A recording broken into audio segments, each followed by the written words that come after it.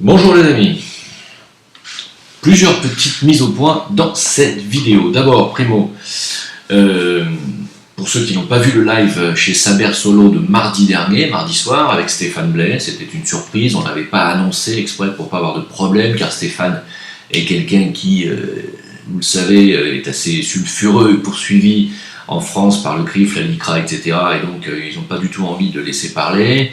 Donc j'ai dit à Saber de ne pas dire à l'avance qu'il allait venir. Et j'avais pas moi-même, je n'avais pas échangé au téléphone ni nulle part ailleurs avec Stéphane depuis plusieurs mois, donc on n'était absolument pas raccord, on s'était pas mis d'accord sur un sujet en particulier, on ne savait pas ni l'un ni l'autre si on allait être d'accord sur les sujets qu'on allait traiter, à savoir notamment Alain Soral et son emprisonnement éventuel, Juan Branco, Notre-Dame de Paris, etc. Il s'est avéré qu'on était relativement totalement d'accord, sans se concerter, donc ça prouve que il y a une lignée de pensée qui est la mienne et la sienne sur ces trois sujets. Je vous invite à réécouter ce live qui est en ligne désormais chez Saber.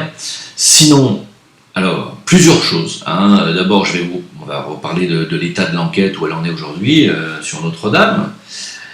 Juste pour vous dire, vous avez été pas mal à me dire mais ce mec il connaît rien sur l'islam, il prétend que l'islam fête Pâques, etc. Non, je sais bien que les musulmans ne fêtent pas Pâques le même jour que les juifs et les chrétiens. Seulement si vous connaissiez un petit peu votre religion, vous sauriez que le prophète de l'islam a dit pourquoi devrions-nous fêter Pâques? Et on lui a dit parce que les juifs et les chrétiens le fêtent, c'est une grande fête, c'est une fête qui pour les juifs symbolise la création de l'État d'Israël et l'entrée de son peuple en Terre Sainte, et pour les chrétiens c'est la résurrection de Jésus, de Issa, et il a lui-même dit nous allons faire 2 autres jours pour fêter cette Pâque, mais nous ne fêterons pas la Pâque elle-même le même jour que ces deux religions-là, car qui copie un peuple lui appartient, a-t-il dit. Donc pour lui, en fait, l'islam ne doit pas copier les autres religions. C'est pour ça qu'il ne mange pas de porc et qu'il se circoncise. Je dis ça comme ça, au passage.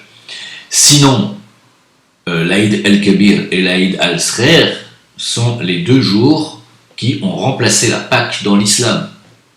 Sachez-le. Voilà. Car ces 2 jours de fête ont été créés par le prophète pour remplacer la Pâque. Donc vous fêtez Pâques d'une manière ou d'une autre à l'Aïd el-Kabir. Même si ce n'est pas le même symbole, si ce n'est pas la même, si c'est pas pour fêter l'entrée des Juifs en Terre Sainte, et si c'est pas pour fêter la résurrection de Jésus, c'est quand même quelque part vous fêtez Pâques. Voilà. Donc, ça c'était une petite mise au point. Deuxio. Alors, en ce qui concerne Juan Branco, j'arrive pas à dire son nom avec l'accent français, je suis désolé. Je devrais le dire avec l'accent espagnol, mais...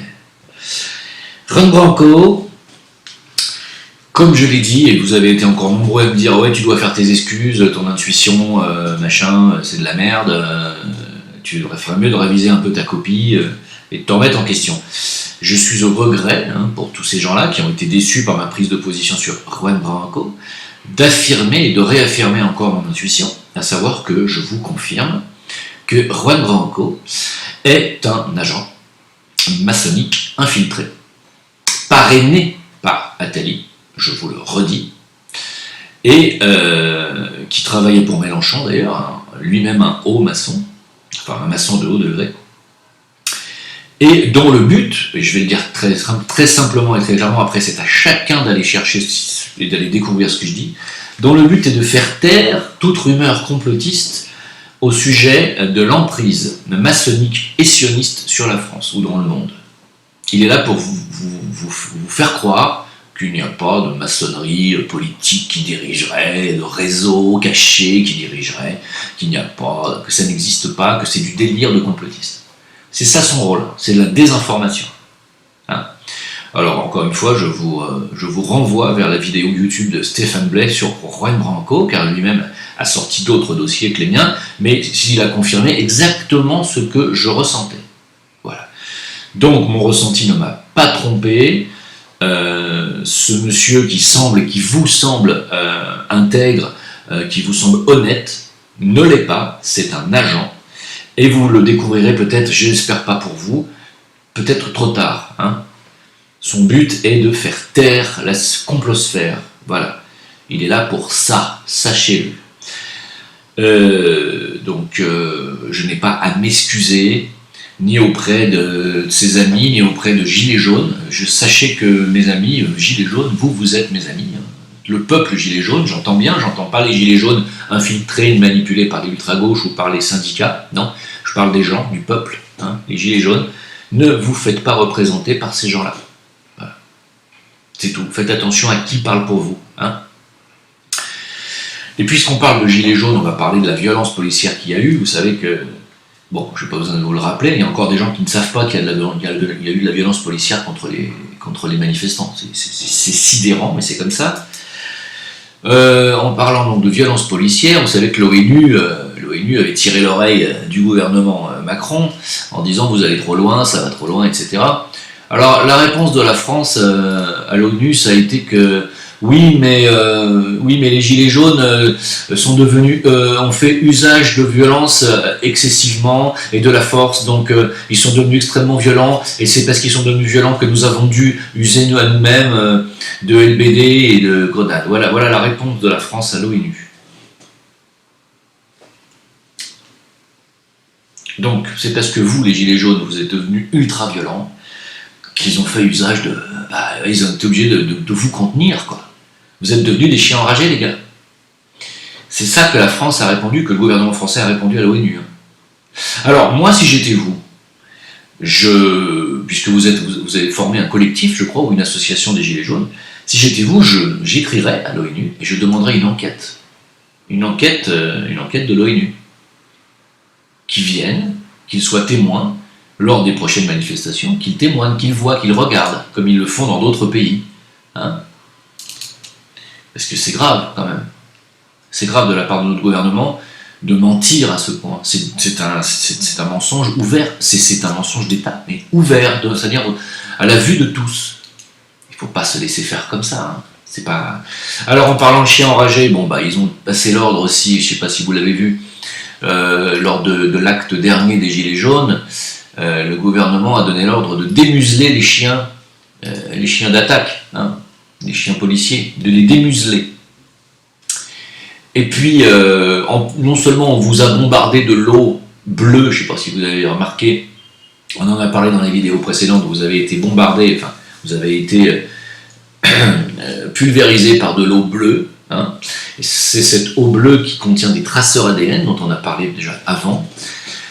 Et ensuite, ceux qui ont été amenés à l'hôpital ont bel et bien été fichés. Hein.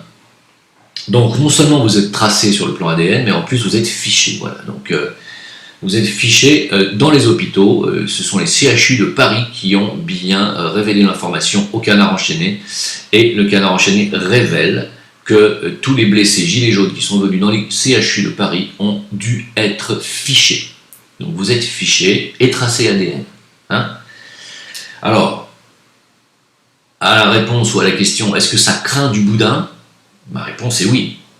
Ça craint. Mais ça craint velu. Voilà. Bon. Après, chacun fait comme il veut. S'il a envie de continuer à manifester pacifiquement tous les samedis, il continue. Moi, chacun fait ce qu'il veut. Moi, je dis qu'il est grand temps d'arrêter les Gilets jaunes, pour plusieurs raisons. Primo, parce que ce mouvement n'a absolument rien donné. Vous n'avez gagné aucune revendication, au contraire. Vous n'avez fait que perdre des yeux, des mains, prendre des peines d'emprisonnement, etc.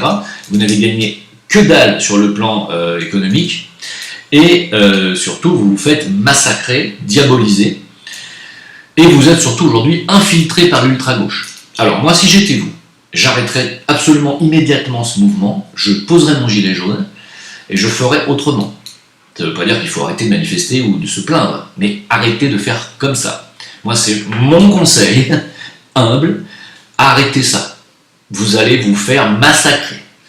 Moi, je dis il serait temps de créer un vrai mouvement citoyen, révolutionnaire, de manifestations, mais non pas le samedi pour aller se promener sur les Champs-Élysées pour se faire taper dessus, mais tous les jours. comme font les Algériens. Ils sont dans la rue depuis un mois et ils ne rentrent pas chez eux pour manger. Ils restent dans les rues et ils bloquent le pays. Et c'est comme ça qu'on fait. Voilà. Si vous croyez, et c'est une réflexion qu'Alixator nous a donnée lundi soir dernier sur mon Discord, Alixator qui d'ailleurs n'est pas d'accord avec moi sur Juan Branco, mais peut-être lui se trompe ou moi, je ne sais pas, l'un de nous deux doit se tromper. Mais en tout cas, il a dit quelque chose de très pertinent sur le mouvement des Gilets jaunes. Il a dit, si vous croyez que vous allez chasser, en allant manifester le samedi après-midi, une clique qui tient, qui est là depuis 250 ans, et qui tient la France, entre autres, par l'endettement, par les finances, par la banque, par la politique, par les médias, et j'en passe, et par les réseaux maçonniques qui tiennent, eux, la justice, la police et l'enseignement, vous vous mettez le doigt dans l'œil jusqu'au trognon. Et je vous fais part de cette délicieuse remarque. Ils sont là depuis 250 ans et ils ne partiront pas comme ça. Hein. Donc, comme l'a dit Jean-Pierre Chevènement, il a dit il faudrait que le peuple reprenne le contrôle dans ce pays. C'est Jean-Pierre Chevènement qui l'a dit, c'est pas un complotiste. Et il a dit même si pour cela il va falloir se battre. Je ne suis pas en train d'appeler à la violence, je dis que la manifestation pacifique du samedi après-midi est pour moi a fait la démonstration de son inutilité. Hein, son inutilité et sa dangerosité pour les manifestants. Vous risquez maintenant beaucoup à continuer comme ça. Arrêtez. Ça ne sert à rien sauf à vous nuire. Vous le voyez. Bon. Donc, il est temps de passer à autre chose. Autre chose. Soit il y a 20 millions de personnes qui descendent avec vous dans la rue le samedi, et 20 millions de personnes, ça va faire partir le gouvernement, c'est certain. Et là, d'accord, soit vous continuez à manifester à 30 000, 40 000, 100 000 personnes sur toute la France, et donc 15 000 personnes sur Paris, comme ça s'est fait là, ou 30 000 sur Paris, et vous allez continuer à vous faire massacrer. Ça ne marche pas.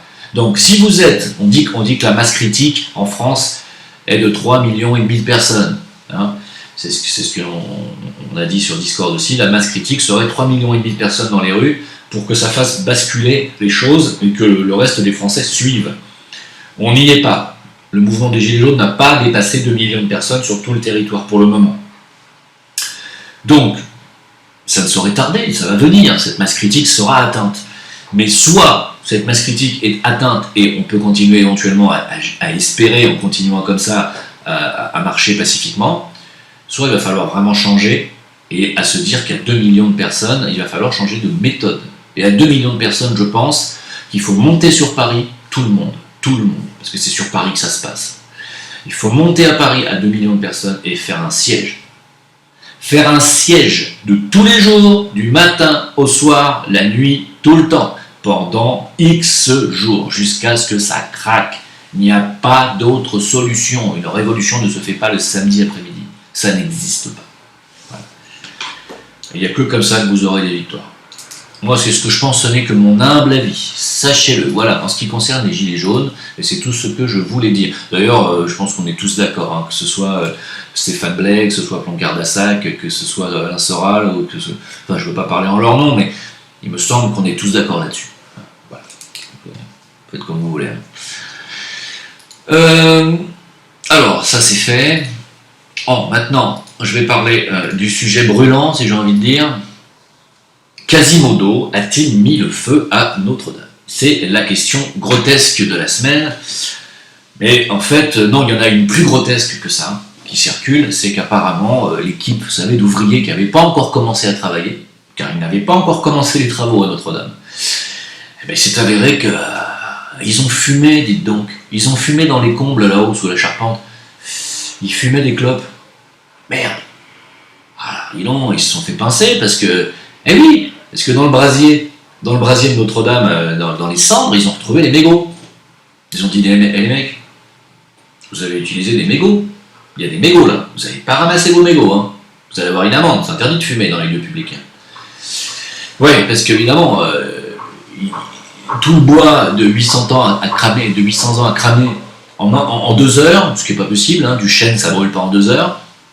Donc il y a eu un accélérateur pour faire cramer le bois aussi vite et générer une telle température, mais les mégots n'ont pas brûlé. Encore une fois, pour ceux qui n'ont jamais eu de cheminée, et pour ceux qui en ont eu, ceux qui en ont eu le savent, quand on jette une cigarette dans le feu de la cheminée, dans les braises, même s'il n'y a que 500 degrés dans une cheminée domestique, on va dire, le mégot disparaît littéralement, c'est-à-dire qu'il n'y a plus rien. Hein, c'est de la vapeur de mégot qui reste dans la cheminée, il ne reste rien. Mais dans Notre-Dame, ils ont trouvé des mégots. Ça, c'est quand même extraordinaire. Donc, ils ont réussi à faire avouer à l'équipe technique qui était là, vous fumiez? Ouais. Ah, ils ont retrouvé 7 mégots. Ouais. Alors, moi, je me suis dit, parce que voilà, on dépasse la théorie de Quasimodo qui aurait mis le feu. Là, on est au-delà de ça. On est parti sur une sphère, c'est stratosphérique comme délire. Mais il y a quand même des gens qui vont dire, ah bah tu vois, tiens, voilà, ils fumaient. Ah, voilà, ils ont mis le feu, hein. Bien sûr. Alors, le jour où tu arriveras à mettre le feu à une poutre en chêne de 800 ans, de 60 cm de diamètre avec un mégot, je te jure que moi je vais marcher sur la Lune et que j'y vais à la nage. J'y vais. Je vais sur la Lune, je pars demain. Voilà, je fais comme. C'est pareil. C'est du même acabit. C'est autant plausible. Voilà. J'y vais à la nage, je vais sur la Lune et je marche. Et je vous envoie des images avec mon téléphone. Je me fais des selfies. Voilà. C'est absolument. On est en pleine nébuleuse. Ou alors ils ont utilisé ce genre de cigarette. Là je dis là, c'est possible. Là, oui. Effectivement, là, s'ils en ont trouvé 7 comme ça, ça commence à faire. Là, peut-être. Hein. Mais je ne sais pas si c'est très plausible comme thèse.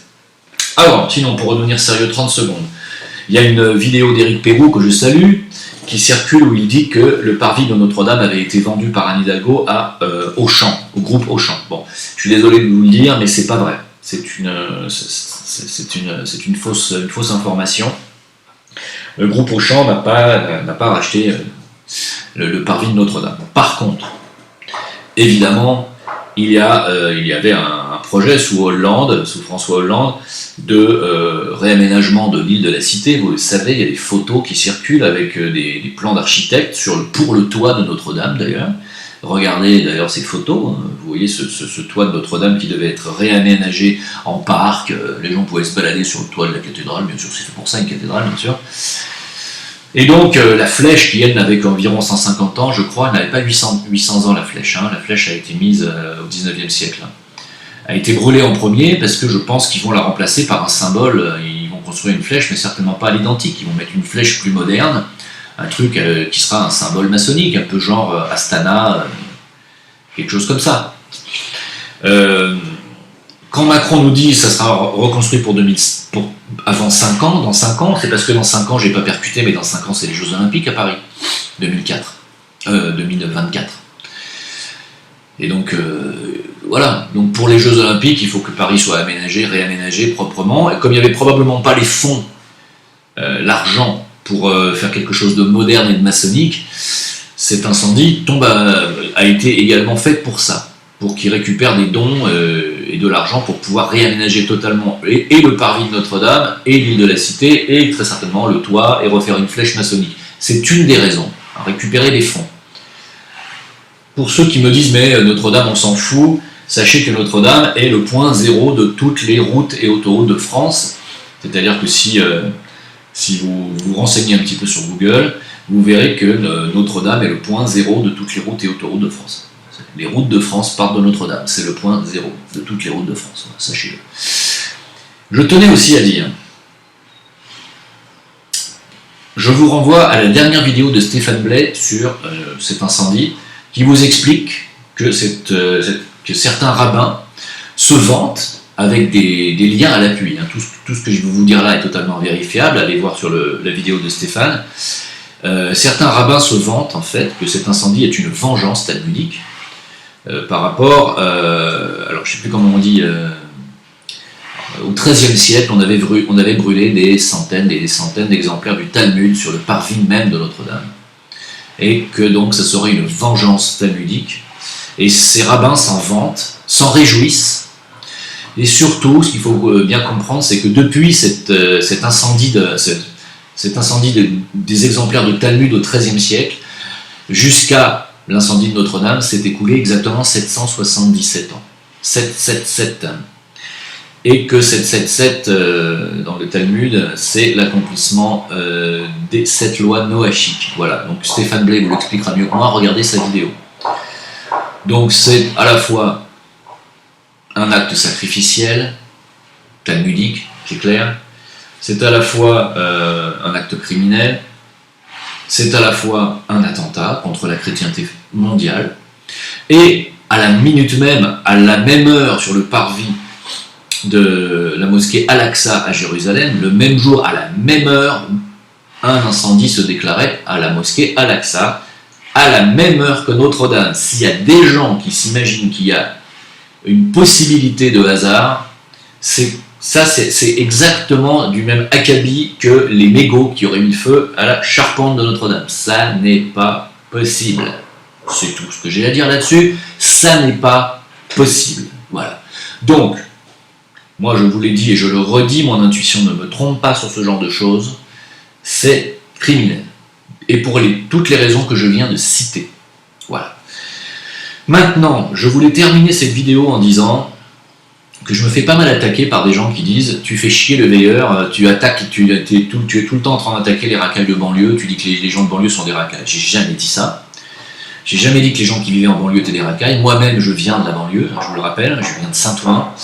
J'y ai vécu 25 ans, et je fais bien la distinction entre les honnêtes gens qui vivent en banlieue et les racailles qui polluent les banlieues, et qui sont de véritables ordures. Et je le dis et je le redis. Pourquoi je le dis ? Parce que quand Notre-Dame était en train de brûler, il y a eu énormément de tweets qui ont circulé avec des smileys et des gens qui se fendaient la poire. Et ces gens-là ne s'appelaient pas tous Christophe ou Sébastien, non, ils s'appelaient beaucoup Mohamed, etc., etc. Et je vous le dis, les gens qui se sont réjouis de l'incendie de Notre-Dame, vous êtes des ordures, vous êtes des pourris et vous ne valez rien, humainement. Vous ne valez rien. Si vous croyez que c'est être un bon musulman que de se réjouir de l'incendie d'un lieu saint, vous n'avez rien compris à votre religion. Vous n'êtes ni musulman, ni chrétien, ni athée, et je me demande au nom de quoi vous vous réjouissez, à part le satanisme. Voilà, je vous le dis, vous ne valez rien, c'est tout. Et je n'ai aucun respect pour vous, aucun. Voilà. Tous ceux qui se sont réjouis de cet incendie, pour moi, vous ne valez rien. Sachez-le. C'est tout ce que j'ai à dire. Alors, certes, il reste encore des choses, il se passe des choses dans le monde. Voilà, la France qui se permet d'aller donner des leçons à Erdogan et à la Turquie, et qui lui dit, qui le rappelle encore qu'il faut dédommager les Arméniens, qui le rappelle que la Turquie a fait le génocide arménien. C'était pas hier non plus, c'était pas sous Erdogan. Mais lui a répondu à la France et à Macron que nous, on a fait le Rwanda, et il n'y a pas si longtemps que ça, et on est aussi en train de faire le Yémen, et que les armes françaises ont participé, ont été découvertes, en Arabie Saoudite notamment, qui se servent des armes françaises, et puis que des agents français ont été arrêtés à la frontière tunisienne, des ambassadeurs français, pas des ambassadeurs, des diplomates français ont été arrêtés à la frontière tunisienne avec des armes. Tiens, qu'est-ce qu'ils font avec des armes? Pareil en Libye, ils ont été arrêtés aussi. Tiens, c'est bizarre, comme par hasard, la guerre reprend en Libye. Donc la France n'a aucune leçon à donner aux autres pour le moment. Mais aucune. Je parle de la France, je parle pas des Français, je parle du gouvernement. Le gouvernement de France n'a rien à dire aux autres pour le moment. Vous êtes probablement les pires crevures de tous les gouvernements mondiaux, avec peut-être les Américains et les Israéliens. Voilà. Il n'y a rien d'autre à dire. Et pendant ce temps-là, il y a l'OTAN qui s'amuse à faire mumuse et à faire des activités militaires auprès des frontières russes, vous le savez, et il y a la France qui envoie des troupes là-bas. Je ne sais pas si vous le savez, je ne sais pas si vous êtes au courant. La France envoie des troupes à la frontière russe. Vous le savez ça? Voilà. Vous ne le savez pas. Alors, dernière chose, il y a une dernière vidéo qui circule. Par rapport à Notre-Dame et l'incendie, il y a un monsieur qui témoigne à visage découvert et qui dit que c'est lui, en fait, finalement, qui est à la base de cet incendie et que il a fait partie de ce qu'on appelle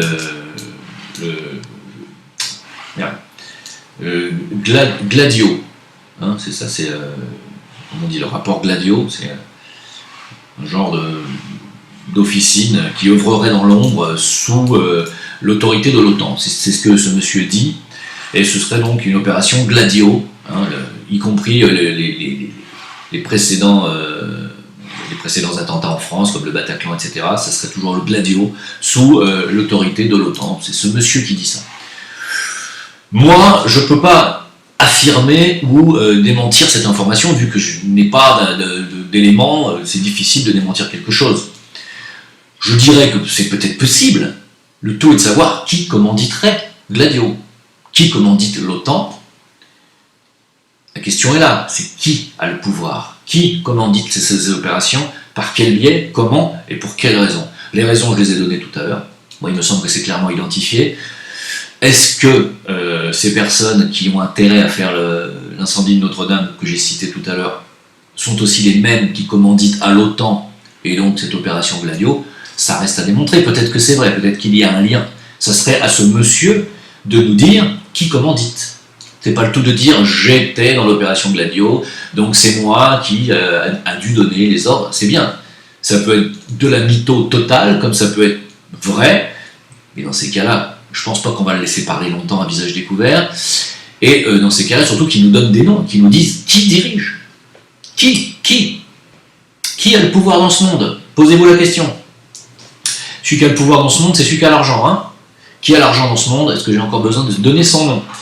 Je vous laisse réfléchir. Je vous remercie de m'avoir écouté. Je vais faire une vidéo aujourd'hui même sur l'autre chaîne, Jim Le Veilleur, une vidéo spirituelle, donc si ça vous intéresse. Et on se retrouve plus tard. Au revoir. Sur Jim Le Veilleur, AVK et Facebook. Et on se retrouve sur Discord, on se retrouve en live dimanche soir. Merci aux tipeurs et à bientôt. Bye bye.